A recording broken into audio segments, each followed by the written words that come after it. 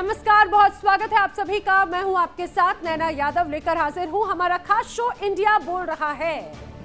अब तक जंग की आग में सिर्फ अरब देश दहले हैं। ईरान से लेकर लेबनान तक सिर्फ तबाही का मंजर दिखा है, लेकिन अब इस महायुद्ध का सबसे खौफनाक चैप्टर शुरू होने जा रहा है। अब तक अरब जला, लेकिन अब अमेरिका में जलजला आने वाला है। ऐसा क्यों कहा जा रहा है? दरअसल ईरान ने एक ऐसी सीक्रेट और खौफनाक प्लानिंग तैयार की जिससे सुपर पावर अमेरिका की रातों की नींद उड़ा कर रखी है।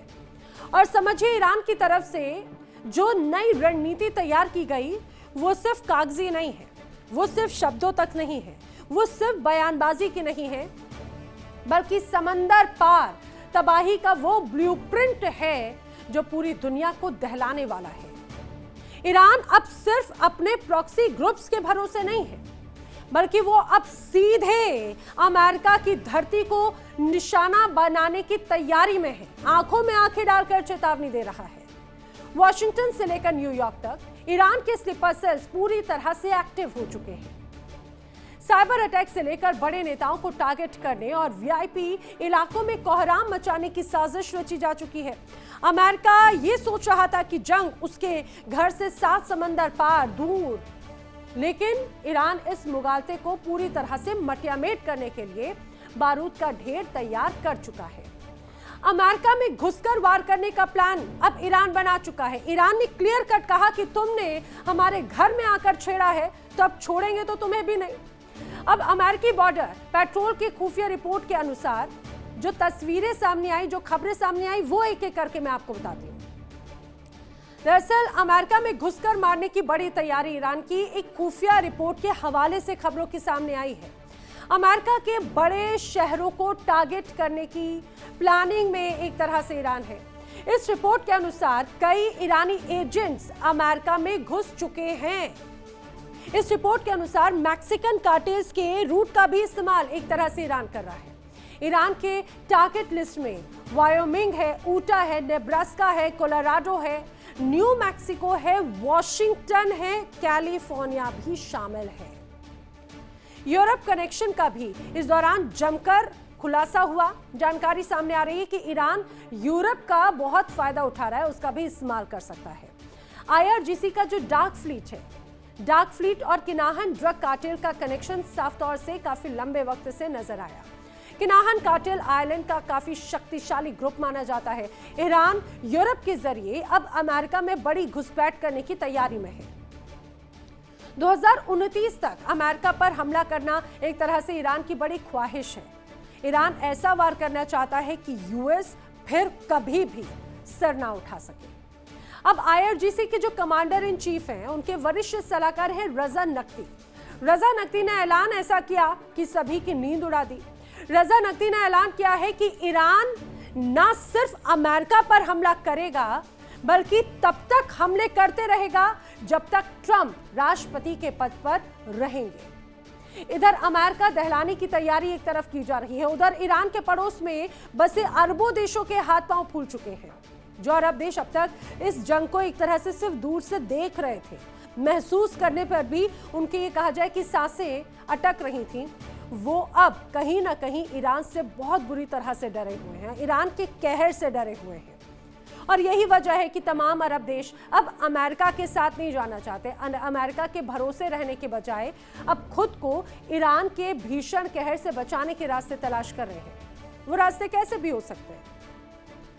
ईरान की खतरनाक प्लानिंग के खौफ का क्या असर हो रहा है वो आप जरा समझिए। ईरान का जो पिछले कुछ वक्त में टेरर नजर आया, अमेरिका भी कहीं ना कहीं उसकी इस ताकत को समझता है, पूरी दुनिया ने देखा है। अब उसका असर यह है कि ईरान की अमेरिका के खिलाफ प्लानिंग से अरब देशों में डर है। यूएई ने ईरान के साथ हमले ना करने की डील की, हाथ आगे बढ़ाने की कोशिश की। यूएई ने अब बदले में ईरान को बहुत बड़ी आर्थिक मदद की है, एक तरह से प्रोटेक्शन मनी के तौर पर ईरान के साथ में साझेदारी की। ईरान के कहर से बचाने के रास्ते कहीं ना कहीं अरब देश तलाश रहे हैं। यूएई से सोना मिला है, एक मोटी रकम ईरान को मिल गई है और उसके बदले ईरान ने एक तरह से कहीं ना कहीं सुरक्षा की गारंटी दी है। अब इराक ने अमेरिका को इस बीच सख्त चेतावनी दे दी। इराक के बेस से ईरान पर हमला ना करने की चेतावनी है। ओमान भी ईरान से लगातार ये कह रहा है कि भाई बातचीत करो, और बार बार पहल भी की गई। बहरीन, कतर जैसे तमाम देशों का भी अब अमेरिका पर भरोसा नहीं है। समझिए, जो कभी देश ईरान के साथ में हाथ नहीं मिलाना चाहते थे, अब वो ईरान के साथ में ज्यादा सिक्योर फील कर रहे हैं। और अमेरिका जो अपने आप को सुपर पावर कहता था, वो अब अलग थलग पड़ गया। मिडिल ईस्ट में तमाम देशों से अब भरोसा कहीं ना कहीं गायब हो चुका है अमेरिका का। यानी ये पूरी तरह से साफ है, मिडिल ईस्ट की ये चिंगारी अब एक ऐसे ग्लोबल परमाणु बारूद में बदलने जा रही है जिसकी आंख सीधे अमेरिका को झुलसा कर रख देगी। तबाही की स्क्रिप्ट लिखी जा चुकी है। जलजले का रुख सीधे अमेरिका की तरफ बढ़ रहा है। क्या सुपर पावर अमेरिका ईरान की इस खौफनाक प्लानिंग को नाकाम कर पाएगा, या फिर दुनिया इतिहास के सबसे बड़े और विनाशकारी महायुद्ध की गवाह बनने जा रही है? करेंगे चर्चा। इसका एक एक पहलू मैं आपको बताऊंगी। हमारे साथ में खास मेहमानों का जो पैनल कनेक्ट हो रहा है उनके जरिए defence expert retired brigadier Sharadendu ji मेरे साथ में कनेक्ट हो रहे हैं। Defence expert retired group captain Ashish Sahay ji मेरे साथ में कनेक्ट हो रहे हैं। जियोपॉलिटिकल एक्सपर्ट दामोदर सिंह जी भी मेरे साथ में कनेक्ट हो रहे हैं। Foreign expert doctor Ajitabh Singh ji भी मेरे साथ में कनेक्ट हो रहे हैं। आप सभी का इस चर्चा में बहुत स्वागत है। सबसे पहले शरदेंदु जी, मैं आपसे शुरुआत करना चाह रही हूँ। ब्रिगेडियर साहब, जिस तरह से अभी तक हम देखते रहे, खासतौर से अमेरिका सुपर पावर, उसकी पूरी सुपर पावर वाली जो चौधराहट थी वो ऐसा लग रहा है पीछे जा चुकी है बहुत ज्यादा। अब ईरान की तरफ से जो बड़ी प्लानिंग की गई है, क्या वाकई में ये अमेरिका के लिए अब खतरे की घंटी है? देखिए, एक बात तो तय है कि अमेरिका की चौधराहट पे बहुत बड़ा धक्का लगा हुआ है। और आज की डेट में ईरान ने ये प्रूव कर दिया कि छठे महीने में युद्ध गया है, लेकिन उसने गिव अप नहीं किया। अब उसने युद्ध के तरीके और नए नए इजाद कर दिए हैं, और उसका खौफ देखिए मिडिल ईस्ट में तो है ही है, साथ में तमाम अमेरिकन मिलिट्री बेसेस। अब तो अमेरिका के तमाम प्रदेशों में जो 50 राज्य हैं आपके, उनमें भी एक तरीके का खौफ है कि कब टेरर अटैक हो जाएगा, कब वहां विध्वंसक हमले हो जाएं, कब वहां पे सबोटाज हो जाए, कब वहां धमाका या फायरिंग हो जाए। ये सारी चीजें, क्योंकि इसका नमूना देखिए 9/11 में दिखाया है, जब उनका वर्ल्ड ट्रेड सेंटर पे इस तरीके के हमले हुए। तो अमेरिका भी उतना ही वल्नरेबल है, इस चीज को समझना पड़ेगा। और ये घबराहट इसलिए भी और ज्यादा है कि वो अपने नागरिकों की सुरक्षा चाहते हैं। वो किसी भी हालत में अमेरिकी नागरिक की जान गंवाना नहीं चाहते।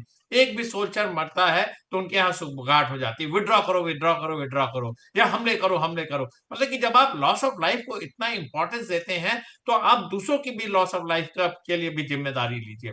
आप ईरान को तो बोलते पाषाण युग में भेज देंगे, तमाम तरीके के हमले करते हैं, वहां पे इतने लोगों को आपने मार दिया, उसके लिए आपने कुछ नहीं किया। अब आपके ऊपर जब आती है तो आप में घबराहट होती है, तब आप विमान भी बदलते हैं। फिर टर्की से अगर आपको अमेरिका वापस जाना है तो आप विमान भी बदलेंगे और तमाम तरीके के नैरेटिव चलाएंगे। तो एक डर, एक खौफ तो है ही है। और इसके पहले भी देखिए डोनाल्ड ट्रंप पे जानलेवा हमले हुए हैं, तो ऐसा नहीं कि उनके सुरक्षा को भेदा नहीं जा सकता है, जरूर भेदा जा सकता है। और जबकि इतना बड़ा वहां पे देखिए अमेरिका के अगर कल्चर को देखेंगे तो वहां गन कल्चर है, वहां आर्म्स लॉबी है, वहां तमाम तरीके के समुदाय हैं, तमाम तरीके के फॉर अगेंस्ट उनके लोग हैं। तो एक तरीके का वहां पे जो एनवायरनमेंट है, और साथ में जो मैक्सिको का बॉर्डर लगता है या कनाडा का बॉर्डर लगता है या सी के साथ आप इंटर कर सकते हैं, तो कहीं ना कहीं एक वनरेबिलिटी है। और जब इसकी प्लानिंग होती है और जब कोई देश इसमें इन्वॉल्व हो जाता है, तो उसमें और निटिग्रिटीज में जाता है। और जिस तरीके से आपने ईरान के सुप्रीम लीडर को मारा है,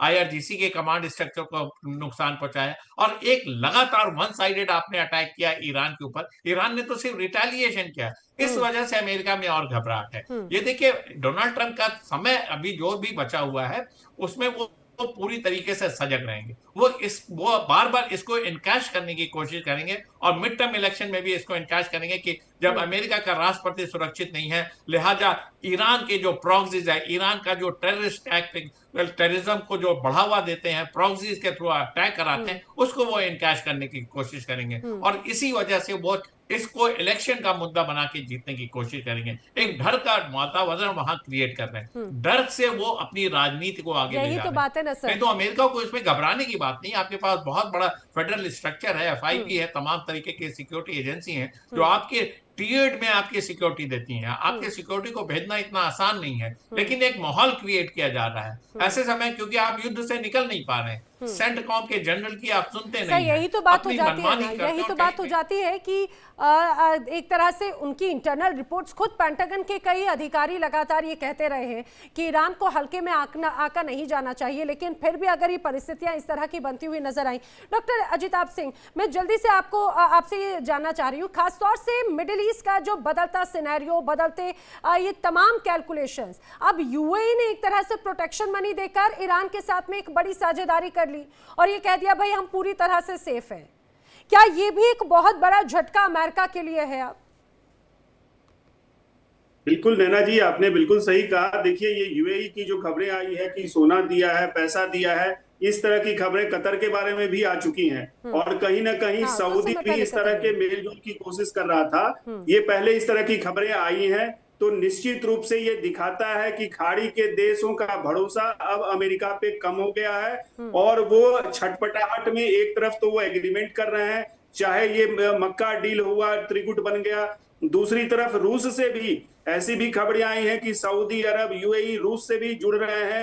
एक तरफ इन्होंने आप कह लीजिए कि यूक्रेन से भी मदद लेने की कोशिश की है, ड्रोन टेक्नोलॉजी लेने की मदद की कोशिश की है। तो ये दिखाता है कि अमेरिका का जो प्रभुत्व है खाड़ी के देशों पे, वो निश्चित रूप से घटा है और अमेरिका के खतरे बढ़े हैं, अमेरिका के डोमेस्टिक खतरे बढ़े। अभी ऐसी भी खबरें आई कि वहां के वाटर ट्रीटमेंट प्लांट पे, वहां के जो बिजली के संयंत्र हैं उन पे भी साइबर अटैक के खतरे हुए हैं और कुछ ऐसा हुआ भी।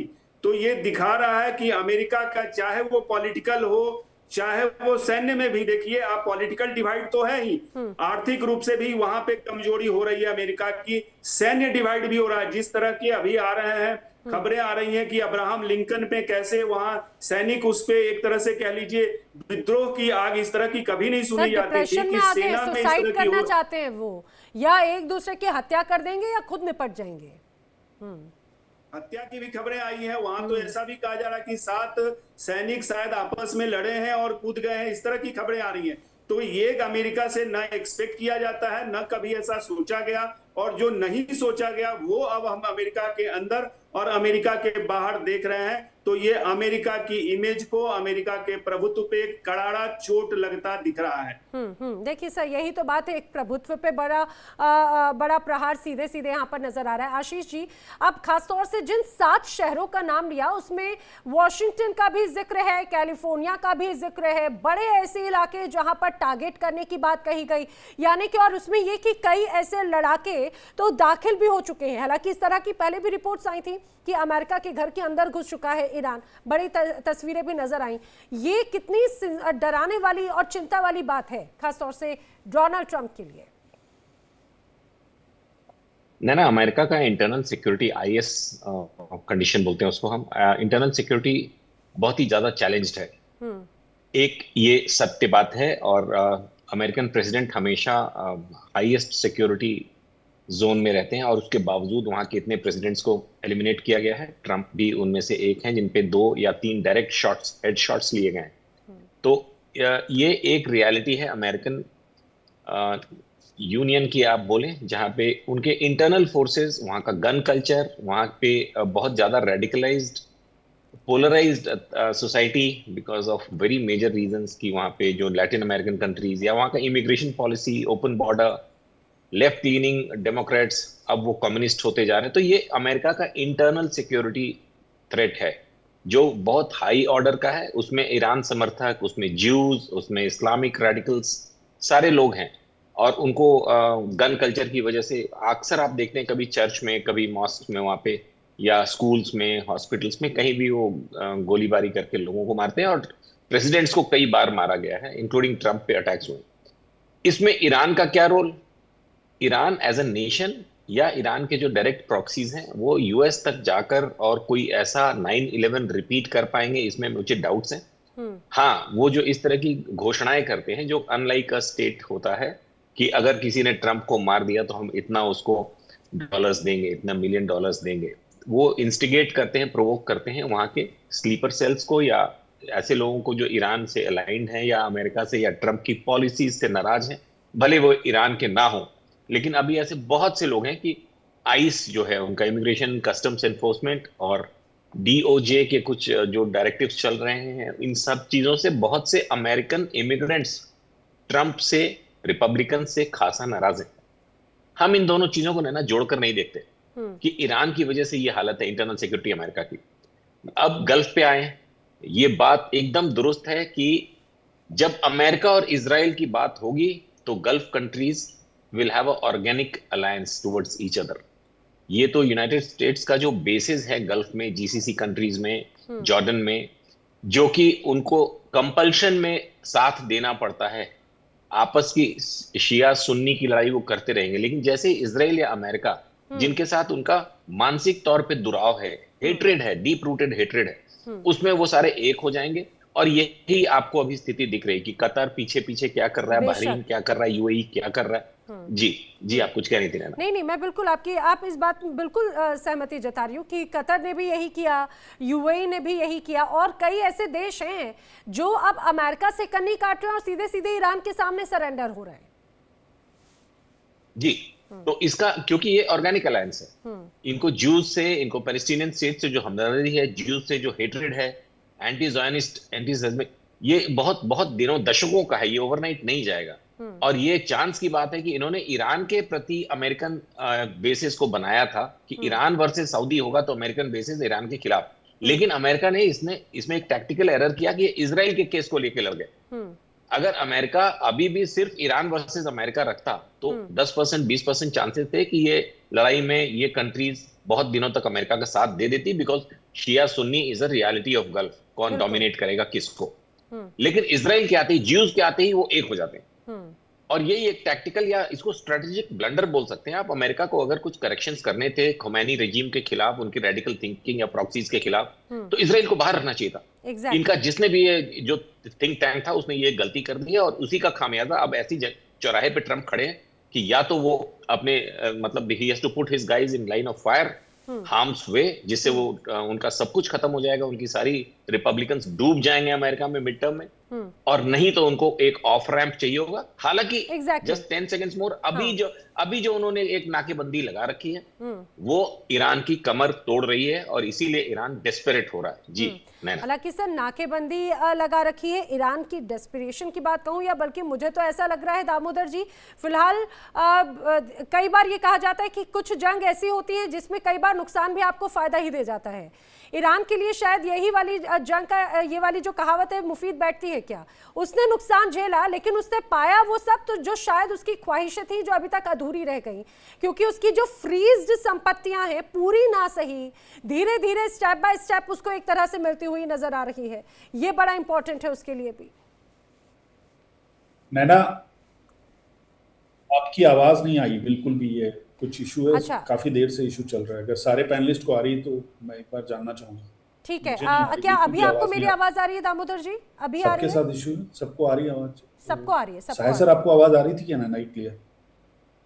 मैं दोबारा कनेक्ट कराती हूँ पीसीआर, एक बार दामोदर जी को दोबारा जरा कनेक्ट कीजिएगा। शर्दिंदु जी, जब तक मैं आपसे इस बात का एक बार जवाब जानने की कोशिश कर रही हूँ, सबसे इंपॉर्टेंट हो जाता है, पिछले कुछ वक्त से हम देख रहे हैं कि ईरान और अमेरिका और इजराइल, ये तीन अलग अलग मोर्चे, यहाँ पर साझेदारी अमेरिका इजराइल की भले रही हो लेकिन धीरे धीरे ईरान को बैक सपोर्ट बहुत मिलता रहा। अब अगर ईरान ट्रंप के घर में घुस गए, अब अगर ईरान के लड़ाके अमेरिका के अंदर दाखिल हो गए वाया यूरोप या फिर जो ड्रग्स कार्टेल का रूट है, वो कितना बड़ा चैलेंजिंग है अब अमेरिका के लिए?